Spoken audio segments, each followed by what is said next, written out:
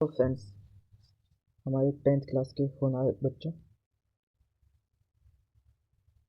आज हम लोग 10th एनसीईआरटी 1.2 सॉल्व करेंगे। इसके कुछ क्वेश्चंस देखेंगे। पहला क्वेश्चन जो है आपका, निम्नलिखित संख्याओं को अभाज्य गुणनखंडों के रूप में व्यक्त कीजिए। अब गुणनखंड के रूप में हमें व्यक्त करना है। जैसे 140 दिया है तो इसके लिए सबसे पहले 140 हमने जब लिया, इस तरह से आप इसको इसे गुणनखंड में तोड़ते हो। सबसे पहले छोटे नंबर से 7 टाइम में 0, 7 2 7 14 होता है और 0 का 0। फिर यहाँ 2 से दिया, 2 तिया 6, 2 पंचे 10। फिर हमने यहाँ 3 से जाएगा क्या, नहीं जाएगा, इसलिए 5 से देते हैं। 5 7 35। अब फिर नीचे 7 से आएगा 1 टाइम। तो सिर्फ हमें इसमें गुणनखंड लिखना था, तो हम इसको इस तरह से लिख सकते हैं, 2 गुणित 2 गुणित 5 गुणित 7। इसके अलावा इसको थोड़ा शॉर्ट में एक और स्टेप में लिख लेंगे, 2 की घात 2 गुणित 5 गुणित 7। ये 2 स्टेप में ये वाला क्वेश्चन आपका खत्म हो जाता है। इसी तरह से एक क्वेश्चन और देखते हैं, बाकी आप खुद बनाएंगे। आई होप आप लोग बना लेंगे सारे क्वेश्चन। हम लोग कौन सा क्वेश्चन देखिए, एक सबसे बड़ा क्वेश्चन जो आपके पास दिया हुआ है 7 4 2 9, इसमें भाग करेंगे तो ये संख्या में विषम संख्या 2 से जाएगा नहीं। 3 से देखेंगे तो 3 में कहीं इनके योग में 3 से भाग जा रहा हो तो ये भाग जाएगा। 3 कम नहीं जाएगा, 4 कम नहीं जाएगा। इसी तरह से इसमें डायरेक्ट 17 का भाग जाएगा। 17 का जब भाग करोगे तो आप इसको जब भाग करने जाओगे 17 से कितने टाइम में जाएगा, इसके लिए आप देख पाओगे कि 17 से ये 17 एक कम 17, 17 34, 17 51, 17 4 बार में बचा 6, ये हो गया 62।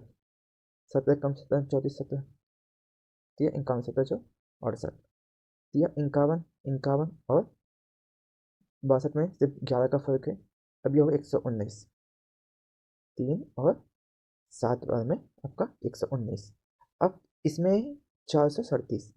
अब 7 किसके पहाड़े में आता है, सिर्फ 9 19 के पहाड़े में आता है, और 3 के पहाड़े में, लास्ट में 9 के पहाड़े में।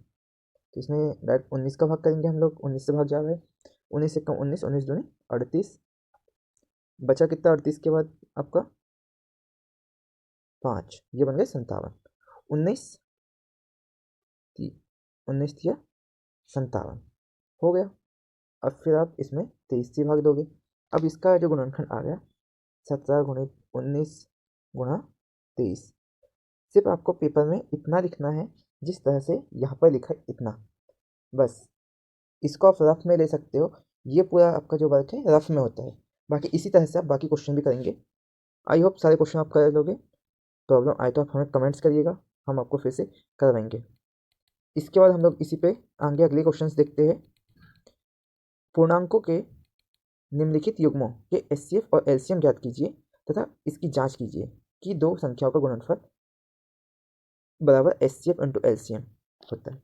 ठीक है, अब आपके पास सीधी सी बात है, जो क्वेश्चन दिया है इनके गुणनफल ज्ञात करना है हमें। दो पूर्णांक दिया है, गुणनफल बराबर रहेगा एचसीएफ एलसीएम का। पहले एलसीएम और एचसीएफ निकालते हैं इनका। जब आप सबसे पहले 26 और 91 का गुणनखंड निकालोगे, 26 का जब निकालने जाओगे 2 से 13 बार और 13 से एक बार में, ये इसके गुणनखंड आ गए 26 के। इसी तरह से हम लोग 91 के निकालते हैं। 91 7 एक कम और 7 या 21 और फिर 13 से इसके गुणनखंड 7 और 13 आ गए। अब इसमें एचसीएफ निकालेंगे हम लोग। एचसीएफ क्या हो जाएगा, दोनों में क्या कॉमन दिख रहा है, सिर्फ 13 दिख रहा है, तो 13 लिख लेंगे सिर्फ अगले स्टेप में।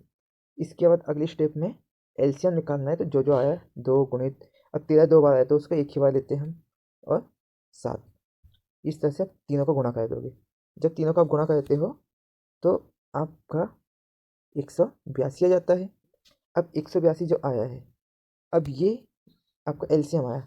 हम लोग को इसमें क्या सिद्ध करना है, सिद्ध करने वाली कुछ चीज़ें हैं। एचसीएफ जो आया 13 गुणित एलसीएम 182 बराबर होना चाहिए 26 गुणा 91 के।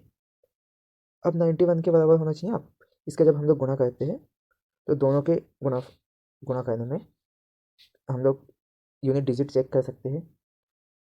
26 का पढ़ा कहीं 91 में 26 का गुणा करेंगे तो पहली डिजिट 6 ही आएगी, और 13 का गुणा हम लोग 2 में करेंगे, फर्स्ट डिजिट 6 आएगी।